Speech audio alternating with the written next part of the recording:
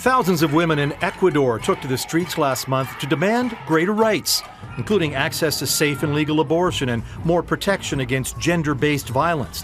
These are goals that Canada supports in Ecuador and in dozens of countries around the world through its Feminist International Assistance Policy.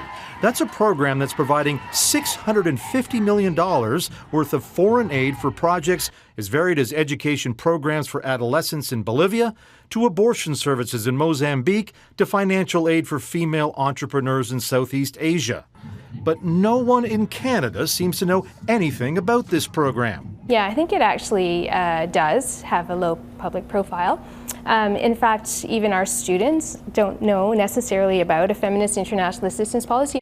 In fact, only 1% of Canadians can describe anything about the Feminist International Assistance Policy. That's from an internal memo written last May, but just recently obtained by Global News through an access to information request.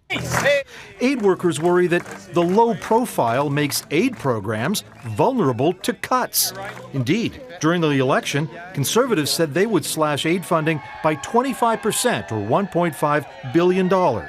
This is a measure to take foreign aid funding away from countries that rank relatively high on the development index and prioritizing that to countries that need it more and bringing that funding back here at home to help Canadians get ahead. We're shocked. Karina Gould, the new International Development Minister, took note of Scheer's plan to cut. I, along with many Canadians, was very disappointed to see that.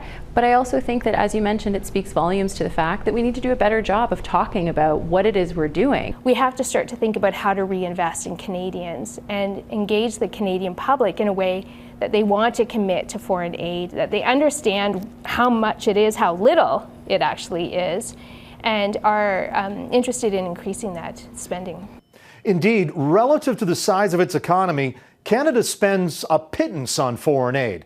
And until Ottawa makes a better case for the value of existing foreign aid programs, it might be impossible for any politician to boost that aid.